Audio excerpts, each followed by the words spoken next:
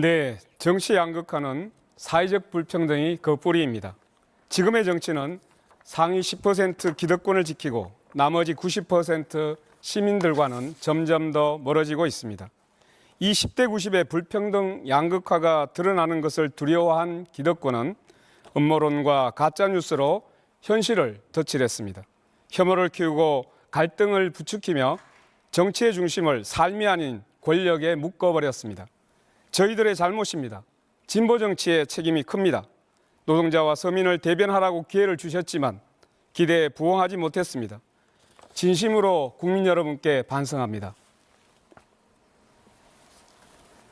다시 일어서겠습니다. 이제는 서로를 악마로 만들며 소모적인 정쟁을 반복하는 정치가 아니라 비전과 정책으로 경쟁하는 정치로 나아가야 합니다. 그들은 서로 이기려고 정치를 하지만 우리는 함께 살자고 정치를 합니다. 그래서 바꿔야 합니다. 정치에서 밀려난 시민을 다시 중심에 세우는 일, 누가 할 수 있겠습니까? 진보 정치가, 민주노동당이 다시 시작하겠습니다. 저 권영국이 하겠습니다. 불평등에 뿌리를 둔 기득권 정치를 갈아엎고 진보 정치로 새 판을 짜겠습니다. 네, 이어서 김문수 후보 답변해 주시죠.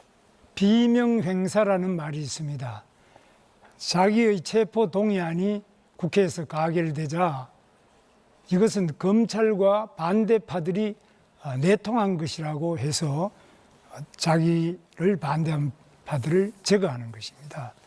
내 편이 아니면 다 응징하겠다는 이런 비명행사, 친명횡재 이런 평가를 하고 있습니다.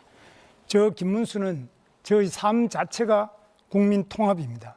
저는 노동 현장에서 7년 동안 노동자로서 약자의 삶을 대변했습니다. 저는 전라남도 순천 출신의 아내를 맞이해서 영원함의 경계를 허물고 지금까지 잘 살고 있습니다. 좌와 우를 아우르면서 이념적 장벽을 걷어냈습니다. 정치가 권력을 내려놓고 특권도 폐지하고 약자를 보살피며 대화하면서 도와드려야 합니다. 제가 만남과 대화를 통해서 좌와 우, 노와 사, 빈부, 또 남녀, 동서, 갈등을 해소하는 통합의 정치를 하겠습니다. 국민 통합, 말로 되는 것이 아닙니다. 실천으로 온 삶을 살아온 저 김문수가 반드시 해내겠습니다. 다음은 이준석 후보입니다. 예, 지금 우리 사회의 가장 심각한 가짜뉴스는 부정선거 음모론입니다. 음모론에 빠진 대통령이 계엄령을 선포했습니다. 그런데 이 자리에도 부정선거 음모론을 믿으셨던 분이 두 분 계십니다. 이재명 후보, 김문수 후보. 좌우의 선동가들이 정말 부정선거를 믿어서 음모론을 퍼뜨리지는 않았을 겁니다. 정치 팬덤을 결집하기 위해서 아니면 선거 패배를 인정하기 싫어서 혹은 돈을 벌려고 부정선거를 소재로 영화까지 만들어서 음모론의 야바이꾼 역할을 했습니다. 우리 사회의 가장 큰 문제는 이처럼 국민을 속이고도 반성하거나 사과하지 않는다는 겁니다.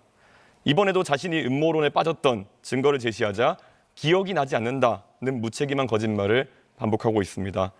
독일 공산당원의 주장을 베껴서 국민들을 가르치려고 했던 호텔 경제학, 커피 원가 120원 발언, 유령섬이 된 거북섬 등 자신의 발언이 틀렸으면 사과를 하면 되는데 끝내 자기가 옳다고 우기면서 정치적 팬덤을 동원해가지고 공격을 시도합니다. 이런 나쁜 정치인 때문에 정치 양극화가 심해지고 지금 우리나라가 극단적 갈등으로 몸살을 앓고 있다고 생각합니다. 해결 방법은 분명합니다. 거짓말하는 대통령이 아니라 바른말하는 대통령을 뽑아주십시오. 낡은 기득권이 아니라 압도적 새로움을 선택해 주십시오. 바야흐로 오렌지빛 선거혁명을 이룰 때라고 생각합니다. 저 이준석이 대한민국 정치를 바꿔내겠습니다.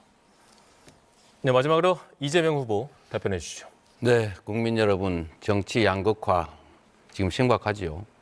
정치는 본질적으로 대화하고 소통하고 상대를 존중하고 인정하고 타협하는 것입니다. 그런데 대한민국에는 일방적으로 자기 주장만 하고 상대를 절멸시키려는, 아예 없애버리는 그런 시도를 하기도 합니다. 가장 대표적인 극단적인 형태가 바로 이번에 계엄이죠. 아예 야당을 전부 말살시켜버리겠다. 대한민국의 모든 권력을 혼자 갖고 영구적으로 그 권력을 누리겠다. 이게 군정을 시도한 군사 쿠데타의 본질입니다.